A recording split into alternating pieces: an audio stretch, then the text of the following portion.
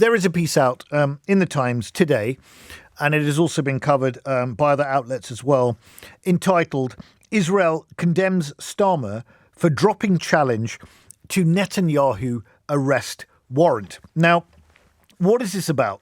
Sir Keir Starmer has opened up a diplomatic row with Benjamin Netanyahu, the Israeli Prime Minister, after Britain abandoned its challenge at the International Criminal Court in The Hague to the arrest warrant proceedings against the Israeli Prime Minister. Now, a senior Israeli official denounced the fundamentally wrong decision after Number 10 confirmed on Friday morning that the UK would not pursue its case against The Hague. This was the case that the previous government, the Conservative government, was challenging the prosecutor at The Hague who wanted to issue an arrest warrant for Benjamin Netanyahu on grounds of war crimes, and also Yahya Sinwar, the head of Hamas as well, not just Netanyahu, but both of them, on grounds of committing war crimes, which is going through a process before it can be formally issued by the International Court of Justice. The previous Tory government was bringing up objections against it to try and scupper this actually happening. Labour is now not going to stand in the way of that process. That is what this is about. Now, it came after Karim Khan, the ICC's chief prosecutor, applied for arrest warrants targeting Netanyahu, Yoav Gallant, the Israeli defense minister, and senior Hamas leaders Yahya Sinwar, Mohammed Daif, and Ismail Haniyeh. As the deadline passed, Number 10 spokesman confirmed that the government will, I quote this, the government will not be pursuing this in line with our long-standing position that it's a matter for, and it's that it's a matter rather for the courts to decide. So, the Labour government wants to let the ICJ, the International Court of Justice, make its own decisions in relation to this matter. Now, it's interesting because it comes at a time when Benjamin Netanyahu is under a lot of pressure at home at the moment in relation to his prosecution of the war in Gaza, the fact that you still have over 100 hostages that are languishing somewhere in Gaza. We don't know if they're all safe and sound or not. We hope they are, and they're not been returned yet. So the families of a lot of these people are getting increasingly agitated and have been for some time. And also his support is waning, including him having lost some members of his government in recent months as well. But he was in Washington on Wednesday, and he appealed to America in Congress for more arms to Israel in his speech. But this is an exceptional moment.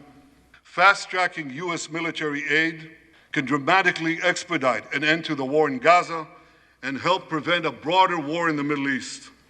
In World War II, as Britain fought on the front lines of civilization, Winston Churchill appealed to Americans with these famous words: "Give us the tools and we'll finish the job." Today, as Israel fights on the front line of civilization, I too appeal to America. Give us the tools faster and we'll finish the job faster. That's Israeli Prime Minister Benjamin Netanyahu addressing Congress. He then went on in the speech to condemn pro-Palestinian protesters, saying they chose to stand with evil. My friends, defeating our brutal enemies requires both courage and clarity. Clarity begins by knowing the difference between good and evil. Yet incredibly, many anti-Israel protesters, many choose to stand with evil. They stand with Hamas. They stand with rapists and murderers. Well, I have a message for these protesters. When the tyrants of Tehran, who hang gays from cranes and murder women for not covering their hair, are praising, promoting, and funding you, you have officially become Iran's useful idiots. They become useful idiots, according to Benjamin Netanyahu. I listened to the speech. I must say, look, I think Benjamin Netanyahu has been leading a government that is increasingly right-wing, extreme in many, many ways. And even before the heinous attack on Israel on October the 7th was seeing his popularity wane very, very rapidly. Then those the appalling atrocity happened. Many people, of course, understandably in Israel, were deeply shaken by this. The worst attack that Jews have faced since the Holocaust. And clearly there was an appetite to take action to prevent this ever happening again. Perfectly understandable, in my view. Benjamin Netanyahu clearly is a man now that is desperate to cling on to power. He'll do anything in his power to do it. And increasingly, you have to question what the end game is of this war, whether it is actually helping or harming Israel's perception in the international world, and whether it's actually serving the interests of the hostages, over 100 of them, as I say, who are still in harm's way and not safely returned to their families. So these discussions are now going to be continuing. I believe in Rome, there are going to be further discussions happening in the coming days. We hope that there is a breakthrough. We haven't seen one yet.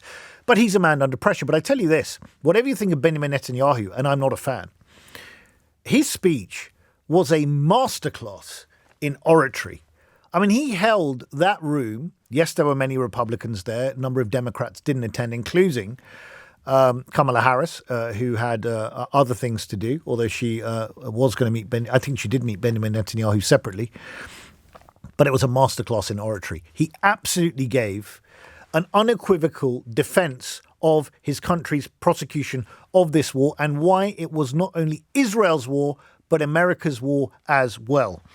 Now, Labour Party here is basically saying that, one, it's not going to stand in the way of an arrest warrant for him, if that's where it goes. Number two, it is also restored money to the United Nations Human and Relief and Works Agency.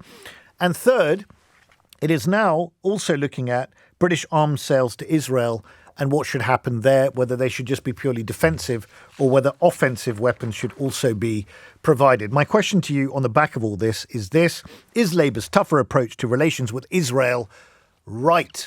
What do you make of the new indications coming out, the noises coming out of the new Labour government in its approach to Israel? Well, I think it's definitely welcome to see Labour showing a recognition that it is crucial to uphold international human rights, the rule of law, and allow the institutions that have been set up to protect all of us to work unabated. I think that this also reflects not only the restoration of UNRWA funding and also these potential arms embargoes, as well as the ICC complaint withdrawal, really also reflect and is a credit to the huge number of civil society organizations, grassroots campaigners, and party members who kept up the pressure on Labour over the last few months to ensure that if they were to get into power, they would hold Israel to account.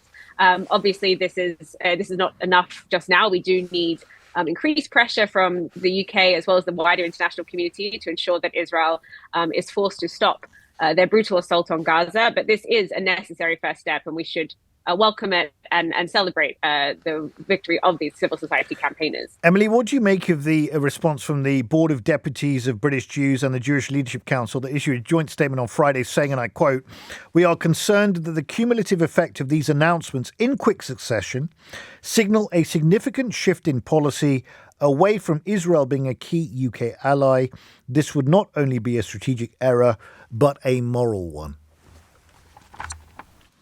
As a member of the Jewish community, myself and others, particularly other Jewish people of my generation, I think have been astounded, frankly, by the moral failing of many of these institutions, like the Board of Deputies, like the JLC, to fail to condemn what Israel is doing in Gaza, to position the safety of Jewish people or Jewish people's interests on the side of a government that is willing to cause such violence and mass death and destruction.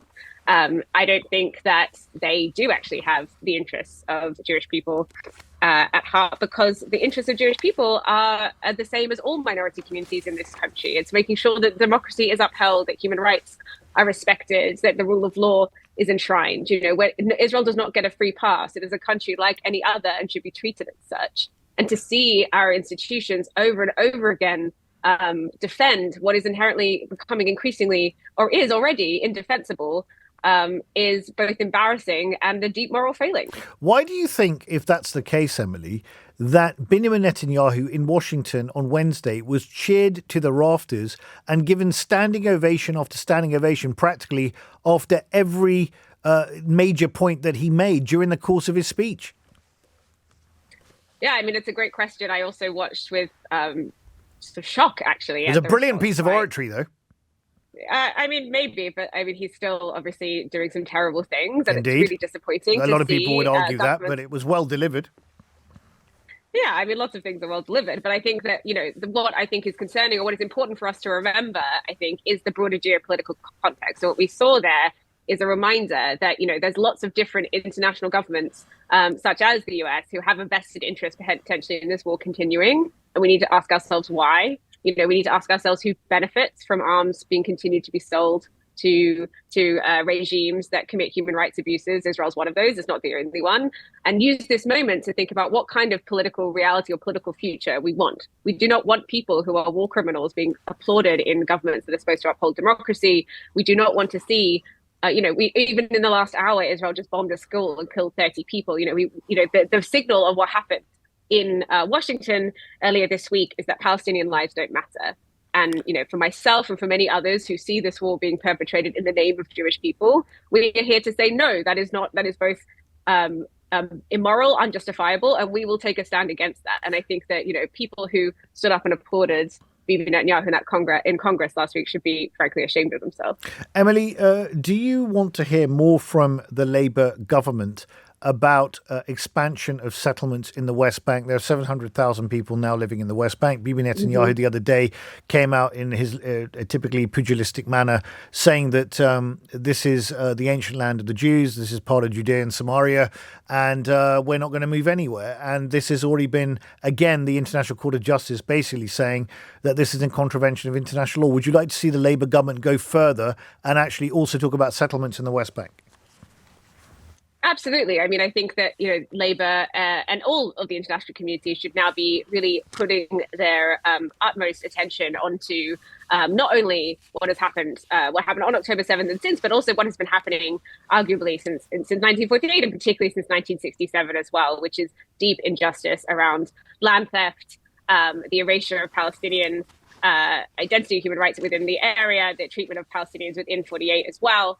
This is a whole package. We have to look at the systems that exist rather than try and look at isolated incidents. I think sanctions on individual settlers is obviously one step, but we need to be looking at this as a whole, and that making sure that the government is also responding to the ICJ announcement around the occupied territories and apartheid that came out last week as well.